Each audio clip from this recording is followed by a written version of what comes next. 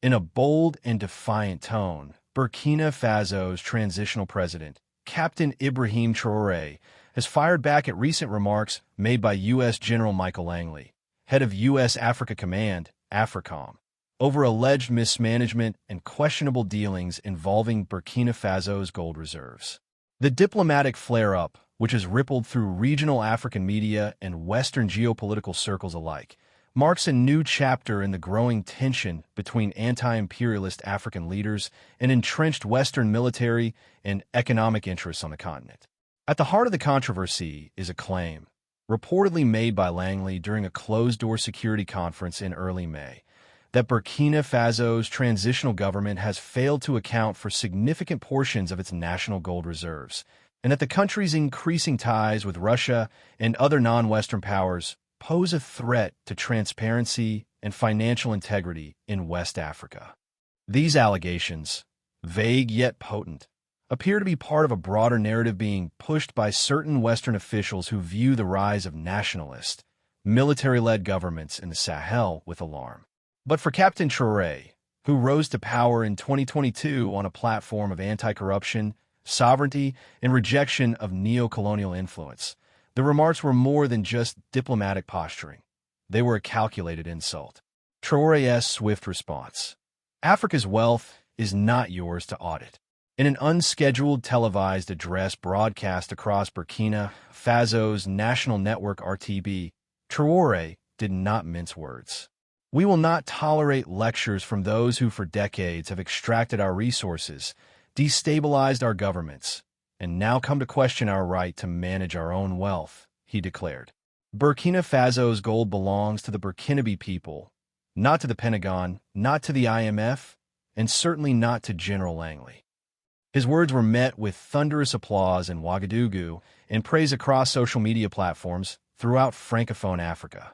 The speech quickly went viral under hashtags such as #GoldIsOurs and #HandsOffBurkinaFaso, as many Africans saw in Traoré's tone a continuation of a rising Pan-Africanist wave now sweeping the Sahel, from Mali to Niger and beyond.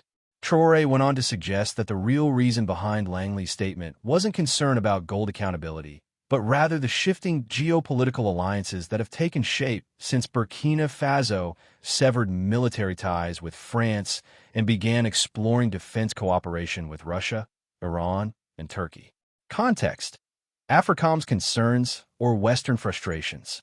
U.S. AFRICOM under General Langley has publicly stated its mission is to support African stability and build partner capacity. Yet critics have accused it of functioning more as a mechanism for safeguarding American commercial and military interests, particularly in resource-rich, yet politically unstable regions. In the case of Burkina Faso, Langley's remarks appeared to single out the country's lack of participation in Western security initiatives, such as the now-defunct French-led Operation Barkhane, which Traoré formally ended in 2023. Since then, Burkina Faso has taken a sharply independent route, bolstering its mining sector and redirecting profits into local security, infrastructure, and education. Moves praised by some as sovereign, but viewed with suspicion in Washington and Brussels. The U.S. reportedly believes that some of Burkina Faso's gold may have been used to fund weapons purchases from Russia or as collateral in opaque deals with Middle Eastern and Asian actors, claims that Traoré has repeatedly denied. Where's the gold going? A battle of narratives.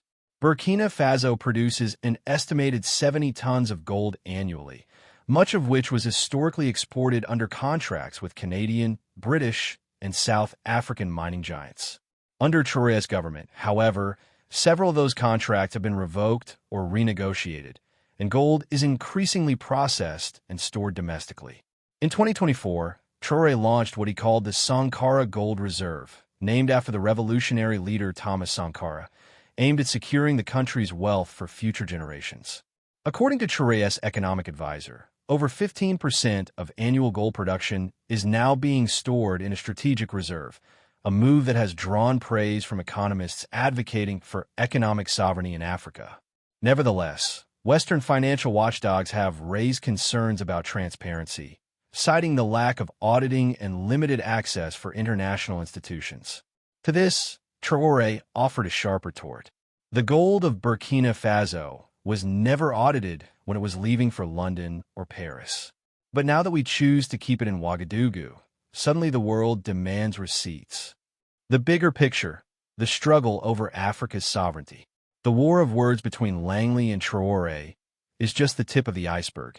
It reflects a deeper, structural struggle between African nations seeking to assert control over their resources and Western powers that have long profited from Africa's extraction-based economies.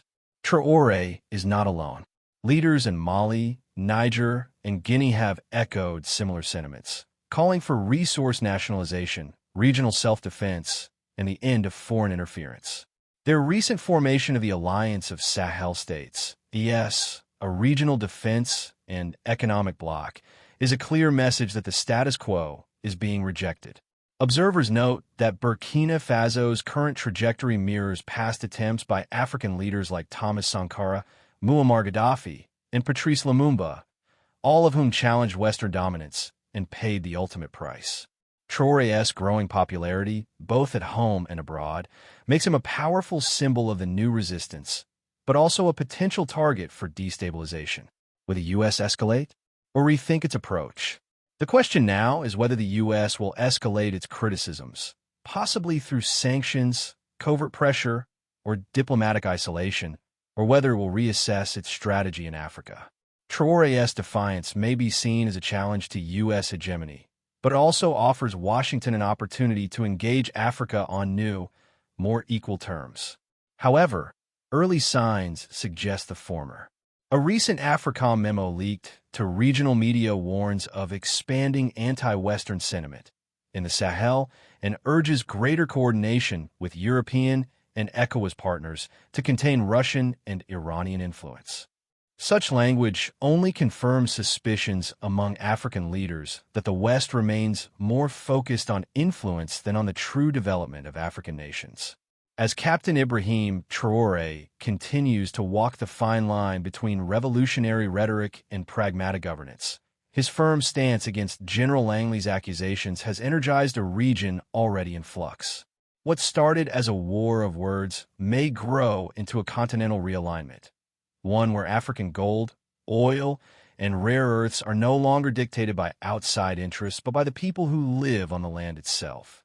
Whether Burkina Faso can weather the storm of global economic pressure and internal insecurity remains to be seen. But one thing is clear: Traore has drawn a line in the sand. And with each passing day, more Africans seem ready to stand behind it.